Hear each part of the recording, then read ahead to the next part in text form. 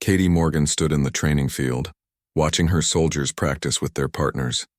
The hot sun beat down on the colony of New Helena, but she barely noticed. Her mind was focused on the message that had just arrived from the Galactic Council. They wanted her to come to Covenant Prime. Right now. No explanation. No details. Just a cold demand that she leave her post and appear before the council leaders of 47 different alien races. She had been expecting this call for months. Katie was not a tall woman. She stood just 5'6" with brown hair cut short for practical reasons.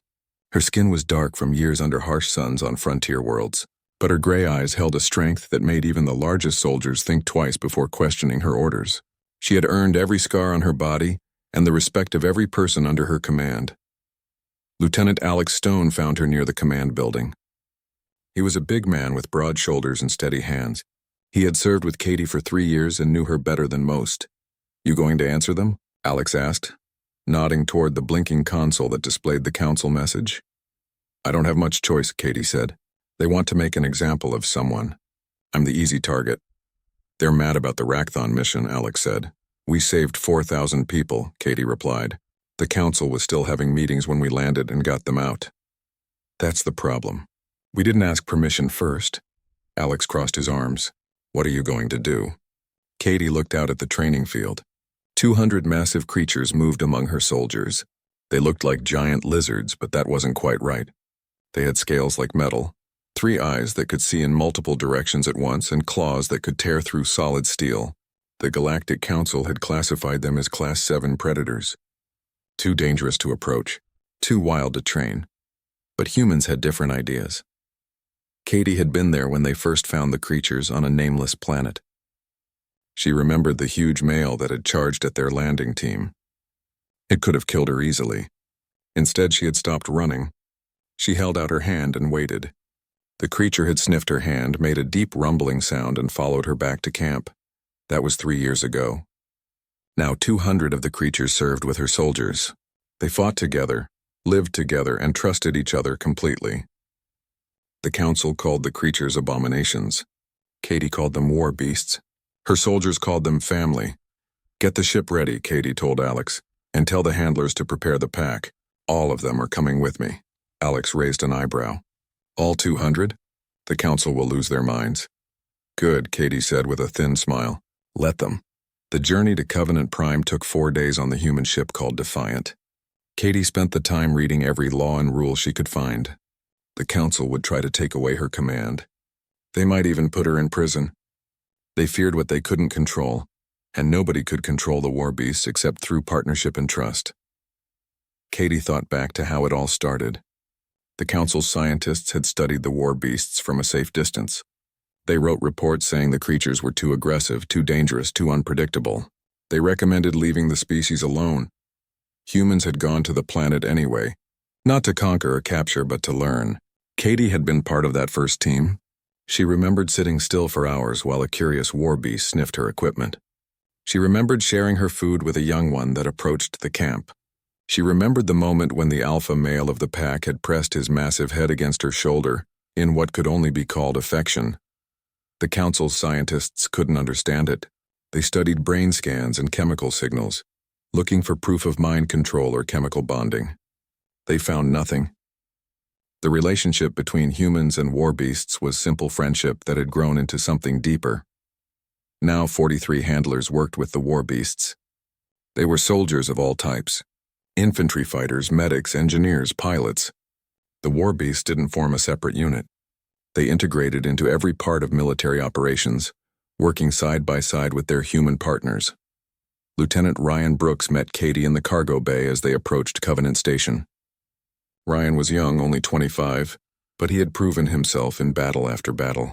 His war beast partner, a scarred female named Ash, pressed close to his leg. "They know something is wrong," Ryan said quietly. "They can feel your stress through the bond." Katie reached out and scratched behind Ash's hearing crest. The war beast made a pleased rumbling sound. "Tell everyone to keep them calm but ready. If the council tries to separate us, things might get difficult." "We stand together or not at all," Ryan said. It was their unofficial motto. The Defiant docked at Covenant Station. Katie took 10 of her best officers and 20 war beasts as an honor guard.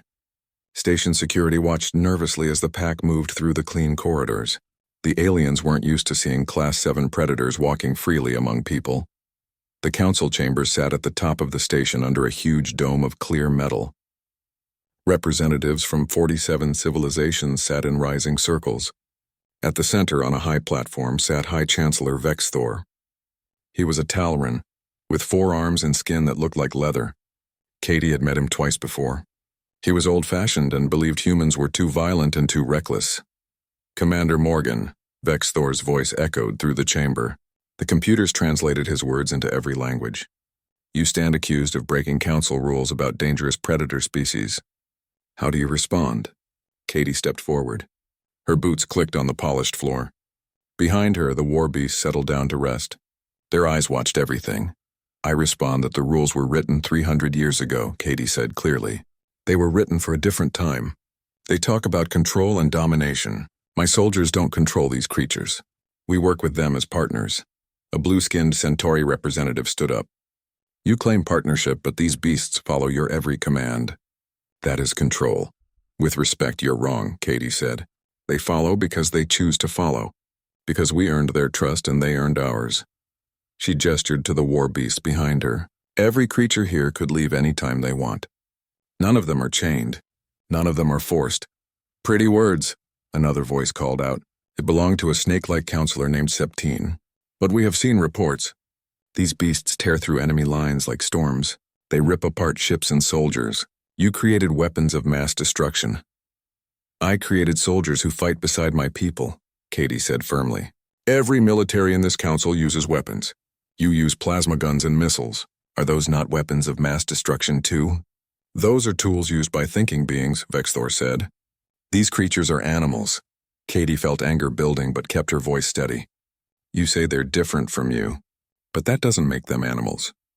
They think. They communicate. They grieve when their partners die. They're people, just not your kind of people." The chamber exploded with arguing. Some representatives supported her. Others demanded she be arrested.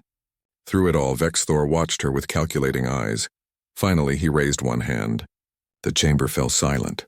"Commander Morgan," Vexthor said slowly, "the council is prepared to offer you a deal. You can keep your command, but only if you accept certain conditions." Katie waited.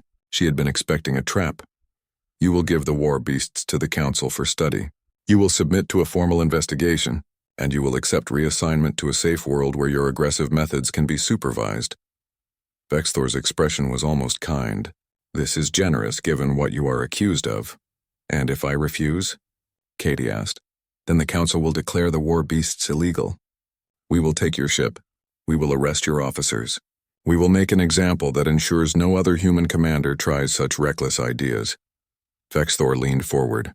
"You have until tomorrow morning to decide. The council will meet again at dawn." Katie stood in silence. She could feel every eye in the chamber watching her. Then she nodded once and turned to leave. Her war beast fell in behind her. As they walked back through the station corridors, Ryan moved beside her. "What are you going to do?" Katie's smile was hard as steel. "Tomorrow I'm going to give them proof they'll never forget. Tonight send word to the fleet. I want every handler and every beast on this station by morning. That's 200 war beast, Commander. Station security will never allow it." "They can try to stop us," Katie said quietly. "Let's see how that works out for them." The message went out in secret code to 6 human ships stationed around the Covenant system. By midnight, the ships began moving toward Covenant Station. Each one carried war beasts and their handlers. Station command sent angry messages and threats, but Katie had legal authority to move troops within Allied space. The Council's own rules protected her, at least until the morning meeting. Katie spent the night in the military quarters on the station. She couldn't sleep. Through the strange connection she shared with the war beasts, she felt them arriving one pack at a time. It was like a drumbeat in her mind, growing stronger with each ship that docked. Lieutenant Lisa Wright arrived at 2 in the morning with an update. Lisa was thin and intense, with sharp features and a mind for details. She came from New Boston and could organize anything. "All ships have docked," Lisa reported.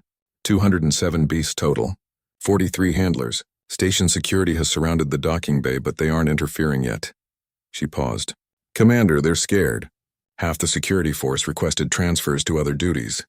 Can't blame them, Katie said, pouring her third cup of coffee. They've never seen the full pack together in one place. What about the council? Emergency meeting at 4 in the morning. Vexthor is demanding you explain why you brought a fleet. He's calling it military aggression. Katie laughed without humor. Of course he is. Any word from Earth? Admiral Collins sent a private message. He says the Joint Chiefs support you, but they can't get involved directly. This has to be resolved through council channels. Lisa handed her a data pad. He also said, and I'm quoting here, "Give them hell, Commander." I plan to, Katie said. She pulled up station maps on her screen. The council chambers can hold 500 people in the viewing gallery. How many of our people can we fit in there? All of them if we squeeze. The war beast will take up most of the space, but we can manage. Lisa studied Katie's face. You're really going to bring all 200 into the chambers? Every single one. The council wants proof of leadership. I'll give them proof they can't argue with. Katie closed the map. Get some rest, Lisa. Tomorrow is going to be one for the history books. At dawn, Katie stood before her assembled force in the main docking bay. 200 war beasts filled the huge space. Their scales gleamed under the bright lights. Some were young, barely 3 years old and still growing. Others were veterans with scars from countless battles. Their eyes held wisdom that came from learning to trust the strange two-legged beings who fought beside them. The handlers stood among them. Every man and woman wore combat uniforms and carried sidearms. They were from all branches of service. Infantry, vehicle operators, medics, engineers. The war beasts didn't serve in separate units. They were integrated into every part of the military. Katie walked among them, feeling the bond that connected her to each beast. It wasn't mind-reading exactly, more like shared feelings and shared purpose. She could sense their confusion at being gathered in such large numbers. They knew something important was about to happen. She stopped at the center of the bay and raised her voice. You all know why we're here. The council wants us gone. They look at our partners and see animals, tools, weapons. They can't understand what we've built together because it doesn't fit their rules. She turned slowly, meeting as many eyes as she could, both human and beast. In a few hours, I'm going to walk into that council chamber, and you're all coming with me. A murmur ran through the assembled handlers. Sergeant Jake Collins spoke up. With respect, Commander, they'll never allow it. Station security will seal the doors. Let them try. Katie's voice was hard as iron. The council challenged my leadership. They want proof. Well, leadership isn't about giving orders. It's about trust. It's about knowing the people beside you will follow you into hell because you've proven you'll lead from the front. She paused, letting her words sink in. When I walk into that chamber, I won't give orders. I won't use voice commands or computers or any of the technical tricks the council thinks we rely on. I'm going to show them what real partnership looks like. And you're all going to help me do it. Corporal Amy Peterson stepped forward. She was bonded to a massive male named Thunder, one of the largest war beasts in the pack. What do you need us to do, Commander? Stay close, stay calm. And when the moment comes, trust our bond. Katie smiled. We've faced pirates and raiders. We've held positions that should have been overrun. We've saved thousands of lives. One room full of politicians doesn't scare us. The war beasts rumbled their agreement. The deep sound vibrated through the deck plates. To someone who didn't know them, it might have sounded like growling predators before a hunt. But Katie heard it for what it was. Acceptance. Loyalty that ran deeper than words. At 8 in the morning, Station Security Captain Noreth arrived at the docking bay with a full company of peacekeepers. He was a Centauri officer with decades of experience. His blue skin was bright under the lights. Katie had always thought he was reasonable, more interested in keeping peace than blindly following orders. Commander Morgan, he said. His voice sounded tired. I've been ordered to stop your force from approaching the council chambers. Please don't make this difficult. Katie walked to meet him, stopping at a respectful distance. Captain Noreth, you know me. Have I ever disobeyed a lawful order? No, but you've bent quite a few until they nearly broke. His blue skin darkened slightly, the Centauri way of blushing. This situation is unprecedented. The council is afraid, Commander. 200 war beasts in a confined space with representatives from 47 species. If something goes wrong, nothing will go wrong. You have my word. Katie kept her voice gentle. Captain, how long have you served on this station? 12 years. In those 12 years, has humanity ever broken a treaty? Ever started a fight we didn't finish? Ever betrayed an ally? She met his eyes. We're rough around the edges. We don't always follow protocol, but we keep our promises. Norith was silent for a long moment. Behind him, his peacekeepers shifted nervously. Their weapons were ready but not quite pointed at anyone. If I let you through and something happens, my career is over, he said slowly. Probably my freedom too. If you try to stop us, your people will get hurt. Not because we want to hurt them, but because you're standing between a pack and their purpose. Katie gestured to the assembled force behind her. Look at them, Captain.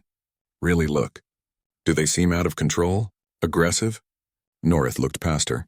200 war beasts waited in perfect calm. Some were grooming each other. Others dozed. A few played gentle games with their handlers, batting at tossed objects with careful claws. It looked more like a gathering of friends than a military formation. How do you do it? He asked quietly. How did humans accomplish what every other species said was impossible? We asked nicely. We listened. We treated them as equals instead of animals or tools. Katie smiled. The same way you make any friendship work, Captain. With patience and respect. Norith made his decision. He stepped aside and gestured to his peacekeepers to do the same. The Council won't thank me for this, but I think history might. He met Katie's eyes. Don't make me regret it, Commander. You won't. You have my word. The procession through Covenant Station was something no one who saw it would ever forget. Katie led the way, walking alone at the front. Behind her came the handlers in formation. Behind them came the war beasts, moving in organized ranks that flowed like a living river. Civilians and off-duty personnel pressed against the corridor walls. Some stared in amazement. Some took pictures. Others simply watched in silence as the largest assembly of Class 7 predators in galactic history moved past them with military precision. Not a single beast broke formation. Not one made an aggressive move or even a threatening sound. They moved like professional soldiers because that's exactly what they were. The council chambers had been sealed, but the security doors opened when Katie approached. Inside, every representative was present, along with their aides and advisors. The gallery was packed with observers, journalists, and military officers from 100 different worlds. Vexthor stood at his position with all 4 arms raised. Commander Morgan, this is highly irregular. The council session was not scheduled to include your entire military force. You demanded proof of my leadership, High Chancellor. Katie's voice carried clearly. I'm here to provide it. She walked to the center of the floor, the same spot where she had stood the day before. Her officers and handlers filed in behind her, spreading out to form a wide semicircle. And then came the war beasts, flowing into the chamber like a tide of scales and muscle and barely contained power. The reaction was immediate. Some representatives rose from their seats, hands going to personal shields or communication devices. Others froze in place, ancient prey instincts taking over.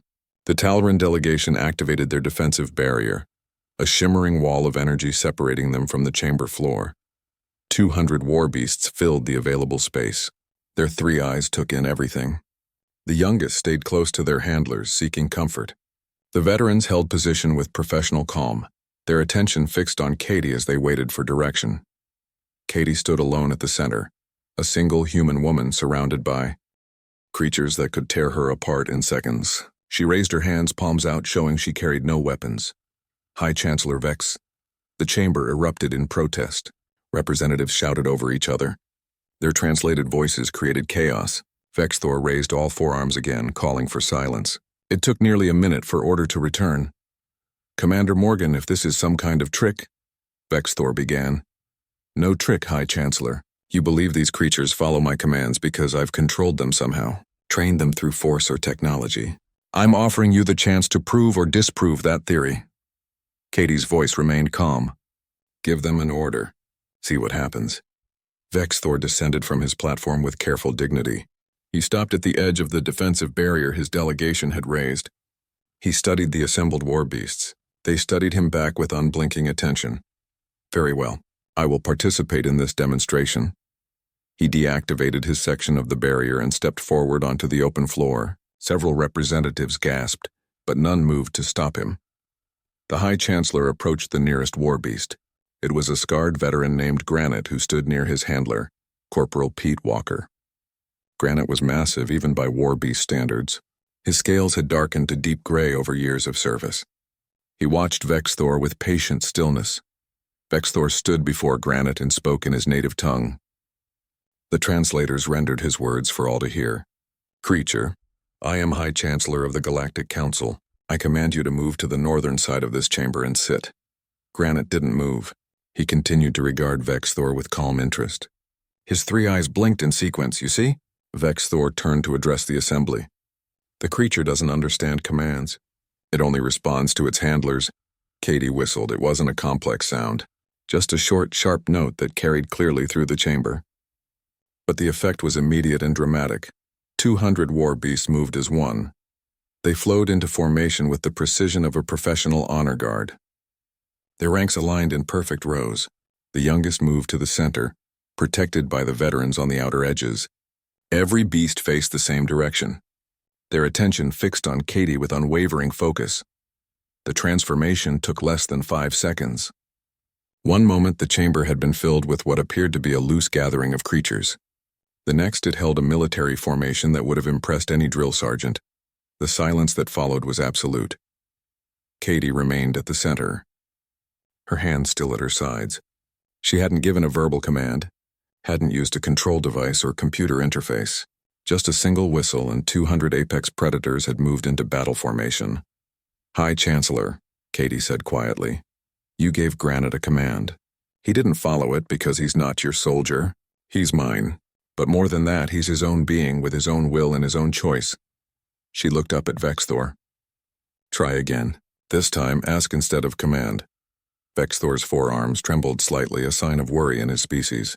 But to his credit, he didn't retreat. He turned back to Granite and spoke in a different tone. I ask that you move to the northern side of the chamber. Granite's 3 eyes shifted to Katie. She gave the smallest nod, barely visible.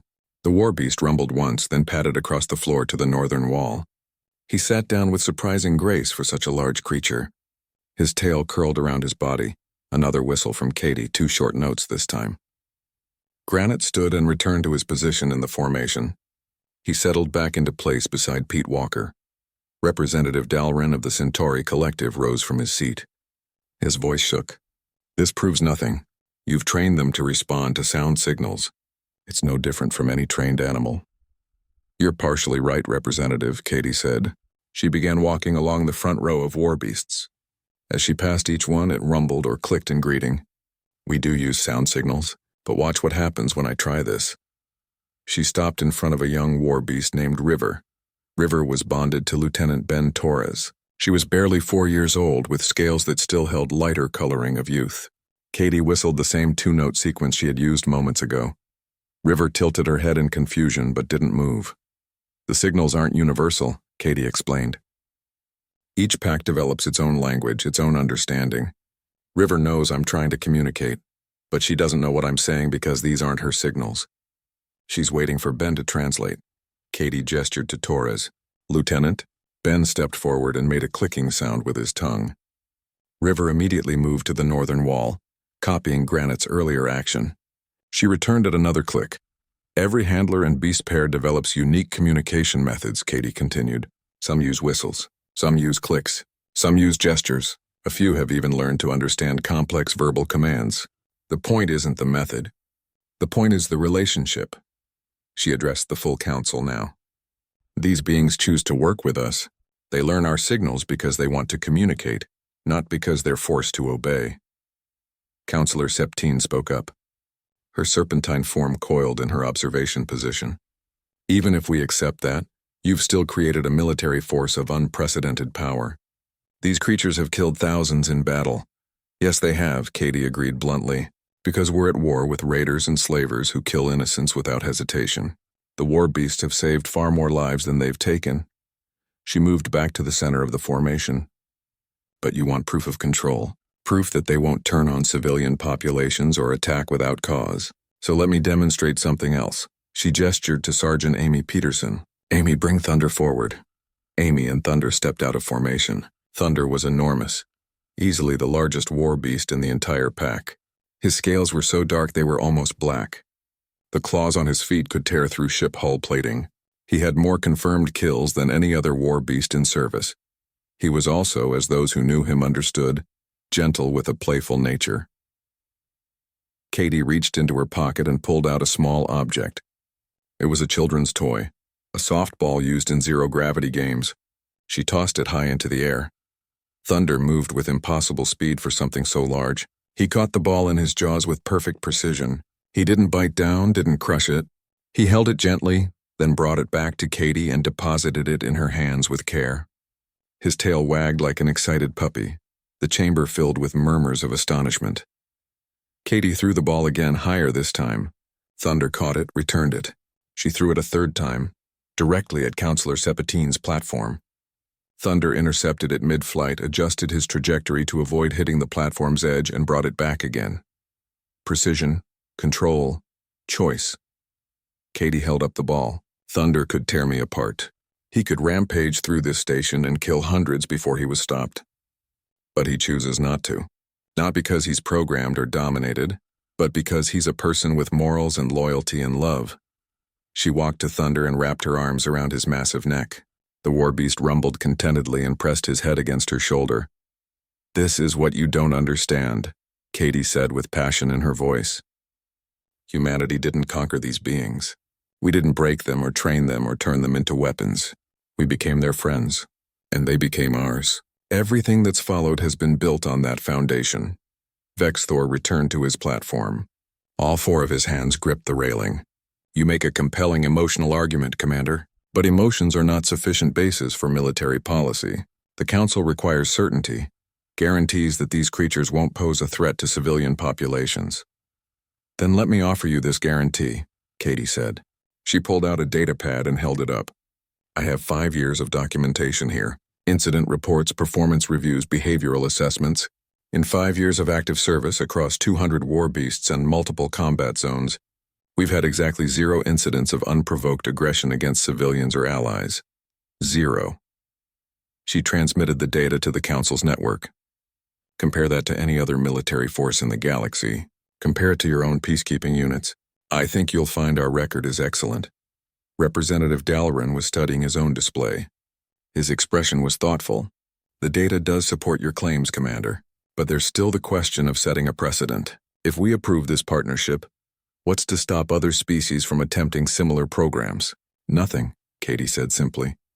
"And they should try. If another species can build the same kind of relationship we have, they should. The galaxy would be better for it." She gestured to the assembled war beasts. "But I don't think it will happen easily. Not because other species aren't capable, but because it requires something most civilizations have forgotten. Humility." "Humility?" Vexthor's voice was sharp. "We approach the war beasts as students, not masters. We asked to learn their language before teaching them ours. We respected their customs, their social structures, their ways of life." Katie's voice softened. "Most species in this council see themselves as superior to animals, to lesser forms of life. Humans don't. We remember being prey animals ourselves not so long ago. We remember what it's like to struggle for survival." She turned to face the full assembly. "That's why this works. Not Beck." Katie appreciated the directness of the question. "There's genuine safety, Representative. But I won't lie to you. The war beasts are capable of violence. If someone approached them with weapons drawn or hostile intent, they would defend themselves. What I'm offering is the opportunity to meet them as they truly are. Intelligent, curious, and remarkably patient beings who have learned to trust non-humans." Dalaran descended from the Centauri section. His movements were slow and deliberate. Katie noticed his hands were steady. No trembling, no signs of fear. Just cautious determination. "May I ask which of your companions you would recommend for this meeting?" Dalaran asked as he reached the floor. "That's an excellent question." Katie looked across the assembled war beasts, then smiled. "River, I think. She's young, gentle, and honestly curious about everything. Ben, would you and River be willing?" Lieutenant Ben Torres stepped forward with River at his side.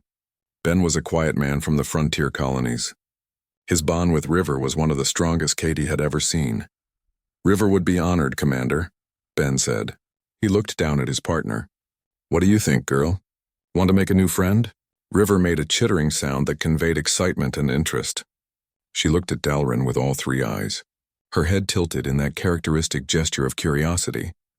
Representative Dalrin, I'll stay right here beside you, Ben said. River responds well to calm voices and gentle movements. If you'd like to touch her, the best place is along her neck crest, just behind the head. She loves having that scratched. Dalrin moved forward slowly. River remained in place, waiting. Her tail swished back and forth with barely contained enthusiasm. When the Centauri representative was close enough, he reached out one hand. He hesitated just before making contact. You're sure? He asked quietly. I'm sure, Ben confirmed. Go ahead. Dalrin's hand made contact with River's scales. The war beast rumbled with pleasure, pressing into the touch. The Centauri's eyes widened in surprise. She's warm, he said. I expected them to be cold-blooded. Common misconception, Katie explained. They're not reptilian despite the scales. Their biology is unique. The scales are more like hard plates, flexible and incredibly strong. Dalrin continued to stroke River's neck crest, growing more confident with each passing second. The young war beast leaned into his touch, clearly enjoying the attention. Her 3 eyes half closed in contentment. She's purring, Dalrin said with wonder, like a Centauri feline. They do that when they're happy, Ben confirmed. River is still young enough to be very playful. The older ones are more reserved, but they're just as friendly once they get to know you. Other representatives were watching with intense interest now. Katie saw some of them leaning forward. Their earlier fear was giving way to curiosity. Counselor Septine uncoiled slightly from her platform, her serpentine eyes fixed on the scene below. Commander Morgan, Septine called down, your point is well made, but I notice you chose one of the younger, smaller beasts for this demonstration. What of the veterans? The ones with combat experience? A fair question. Katie looked to Amy Peterson. Amy, would you and Thunder be willing to participate? Amy nodded and stepped forward with Thunder. The massive war beast moved with surprising delicacy. His claws clicked softly on the floor. Some representatives drew back instinctively as he approached, their earlier curiosity replaced by renewed fear. Thunder settled beside River. His bulk made the younger beast look tiny by comparison. His dark scales bore scars from dozens of battles. His eyes held the hardness of a soldier who had seen too much death. Dalrin looked up at Thunder. For the first time, Katie saw fear in the Centauri's expression. But he didn't retreat, may I? Dalrin asked, raising his hand toward Thunder. Thunder's rules are a bit different, Amy explained. He doesn't like sudden movements. He prefers to start contact himself. If you just hold your hand out and wait, he'll decide if he wants to say hello. Dalrin extended his hand, palm out, and waited. Thunder regarded him for several long seconds. His 3 eyes blinked in sequence. Then, with infinite care, the war beast leaned forward and sniffed the Centauri's hand.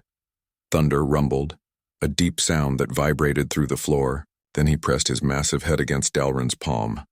By the founders, Dalrin whispered. He's gentle. He's a soldier who knows when he's on duty and when he's not, Amy said proudly. In combat, Thunder is the most aggressive fighter we have. Here, in a safe environment with no threats, he's a teddy bear. Thunder huffed at that as if objecting to the description, but he continued to press against Dalrin's hand, accepting the contact. One by one, other representatives found the courage to descend to the floor. Not all of them. Some species simply couldn't overcome their instinctive fear, but enough came down to make a statement. A representative from the Keltar Collective, a small mammalian species, spent 10 minutes playing with River.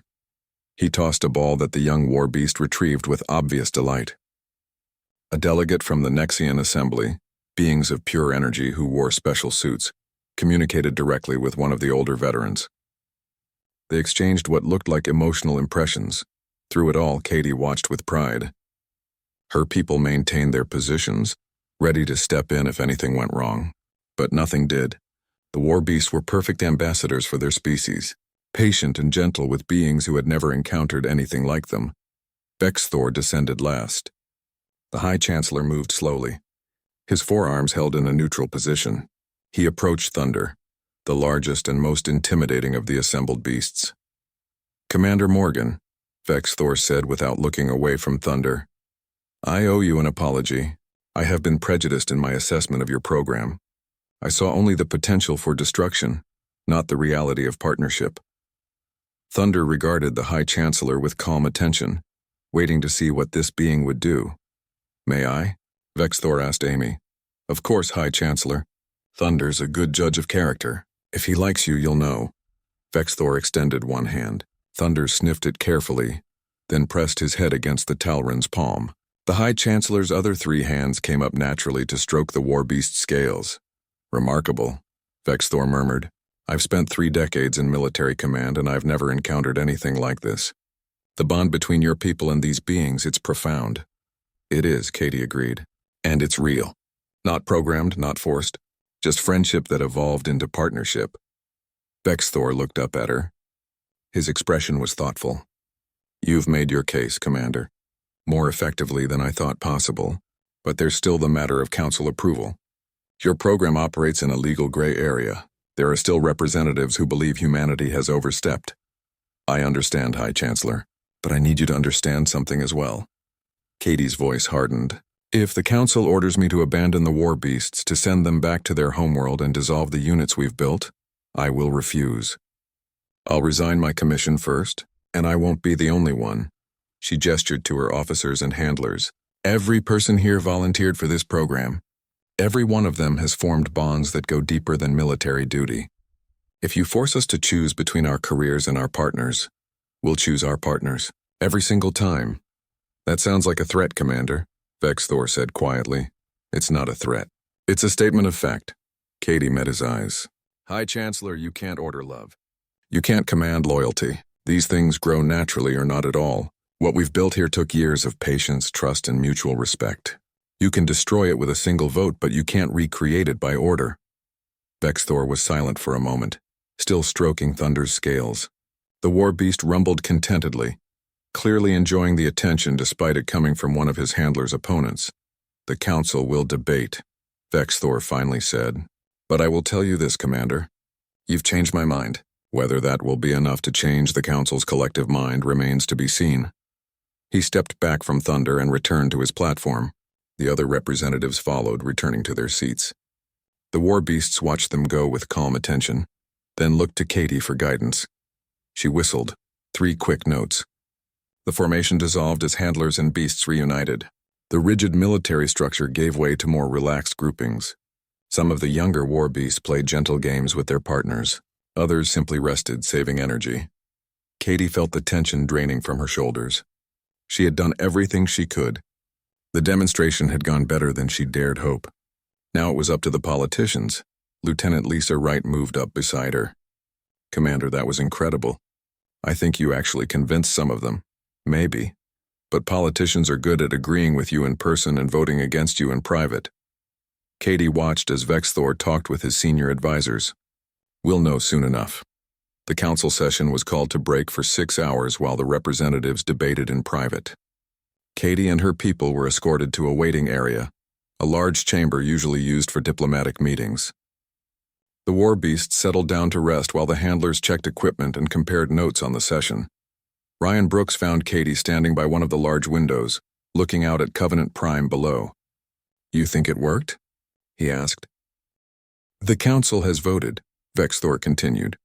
By a margin of 29 to 18, we find that your program does not violate the spirit of existing regulations regarding Class 7 predatory species. Relief flooded through Katie, but she kept her expression neutral. There was more coming. She could tell by the way Vexthor paused. However, Vexthor raised one hand. This approval comes with conditions. Of course it did. Nothing with the council was ever simple. Vexthor's 4 hands manipulated a holographic display. A dense document appeared, floating in the air above the council floor. Katie recognized the format. A new set of regulations, drafted in the hasty way that only political bodies could manage when trying to address something they didn't quite understand. The council recognizes that Commander Morgan's program represents a unique case, Vexthor began. His voice was formal and measured. However, recognition is not the same as unrestricted approval. If humanity wishes to continue deploying war beasts in military operations, certain standards must be met. Katie waited. She knew better than to interrupt when a politician was building to something. First, all war beasts must undergo quarterly psychological evaluation by council-certified experts. These evaluations will assess stress levels, behavioral stability, and overall well-being. Vexthor gestured to the document, highlighting a section. Any creature showing signs of distress or coercion must be immediately removed from service. Acceptable, Katie said. We already conduct monthly evaluations internally. Quarterly council oversight is reasonable. Second, all handler and beast pairs must complete a certification program through the Galactic Military Academy. This program will establish uniform training standards and ensure that other species understand the capabilities and limitations of integrated war beast units. Katie frowned slightly. High Chancellor, with respect, the Academy has no expertise in this area. We've developed our training methods over 5 years of fieldwork. Having administrators who've never bonded with a war beast design our curriculum seems counterproductive. Then humanity will provide instructors. Vexthor replied smoothly. The Academy will host the program, but your people will develop and teach the actual curriculum. We want documentation and standardization, Commander, not interference. That was better. Katie nodded. We can work with that. Third, and most importantly, the war beasts themselves must be granted provisional citizenship status within the galactic community. The chamber erupted in shocked murmurs. Katie blinked, not sure she'd heard correctly. Citizenship? She asked. High Chancellor, can you clarify? Vexthor's expression was serious. Commander, you argued quite persuasively that these beings are people, not animals. You demonstrated their intelligence, their capacity for choice, their moral reasoning. Very well, the Council agrees. But if they are people, they deserve the protections and rights that status provides. Katie felt her mind racing. This was far more than she'd hoped for. What does provisional citizenship mean in practical terms? It means war beasts cannot be bought, sold, or traded. It means they have legal standing if harmed by others. It means they can refuse orders they consider immoral, just as any soldier can. Vexthor leaned forward. Most significantly, it means that if a war beast wishes to leave military service, they can. We will not create a class of people bound to eternal servitude, even if that servitude appears kind. Representative Dalrin rose to add his voice. The Council's legal experts have drafted a framework based on existing protections for intelligent, non-verbal species. War beasts will have guardians, typically their handlers, who can advocate for their interests, but final authority rests with the individual creature. Katie looked back at her assembled force. 200 war beasts regarded her with their characteristic patience, unaware that the political debate above them had just fundamentally altered their legal status. They had come to this station as weapons in the eyes of the Council. They would leave as recognized people. High Chancellor, representatives, I accept these terms on behalf of humanity's military forces, Katie said formally, but I'd like to request one modification. What modification? Vexthor asked carefully. The certification program at the military academy shouldn't be limited to humans. If other species want to attempt forming partnerships with war beasts, they should be allowed to try. Katie gestured to the assembled council. You saw today how the war beasts interacted with different species.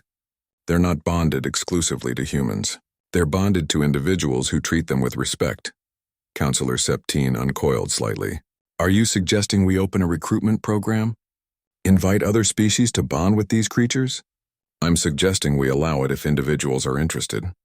The war beasts have their own opinions about who they want to work with. Let them choose their partners freely regardless of species. Katie smiled slightly. Who knows? Maybe in 10 years half the war beast handlers will be Centauri or Talran or Nexian. Vexthor considered this. An interesting proposal, very well.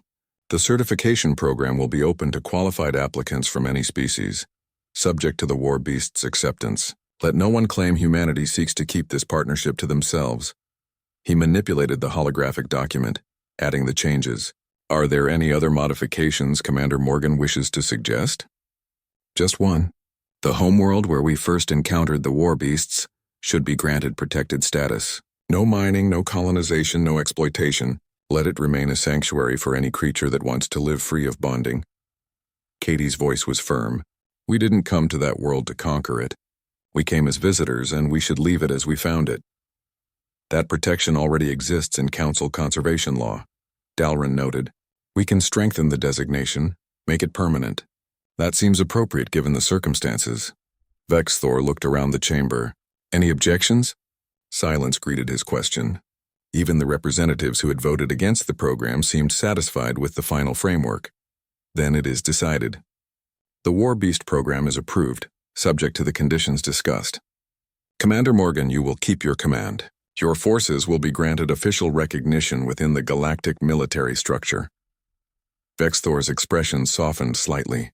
I believe this represents a fair compromise between security concerns and recognition of an unprecedented achievement. Katie felt the weight lift from her shoulders. It wasn't a complete victory. The council oversight would be annoying, and the certification program would take time to establish. But it was far better than she'd dared hope. Thank you, High Chancellor. The council's wisdom is appreciated. She kept her tone formal, knowing the diplomatic dance required it. The session concluded with formal votes and procedural matters. Katie barely paid attention to the details. She was already thinking ahead to what came next. Getting her people back to the frontier, implementing the new regulations, developing the certification program curriculum. As the representatives filed out, several approached Katie personally. They offered congratulations or asked questions. Dalaran spent 15 minutes discussing the possibility of a Centauri exchange program, where their experts could study the bonding process firsthand. Counselor Septine asked about potentially establishing a war beast unit to patrol dangerous border regions near her homeworld. Through it all, the war beasts waited patiently. They didn't understand the political significance of what had just happened, but they understood that the tension had eased, that their human partners were happy. That was enough. Finally, Katie was able to gather her people for departure. As they made their way back through Covenant Station, the reaction from civilians was noticeably different. Instead of fear, Katie saw curiosity and even admiration. Word had spread about the council session. People wanted to see the remarkable creatures who had earned citizenship rights. In the docking bay, Katie called her officers together for a final briefing before they boarded their ships. I know I don't need to tell you this was a team effort, she began. Every handler, every support staff member, every person who believed in this program contributed to what happened today. You should all be proud. We're proud of you, Commander, Amy Peterson said. You put everything on the line for them. Katie looked at the assembled war beasts. They deserved that much. They fought beside us, bled beside us, died beside us. The least we could do was stand up for them in a political debate. She pulled up the official council document on her datapad, the one that granted citizenship status. This changes everything, you realize. We're not just soldiers anymore. We're guardians. Advocates for beings who can't speak for themselves in political chambers. That's a huge responsibility. We can handle it, Ryan said confidently, same as we handle everything else.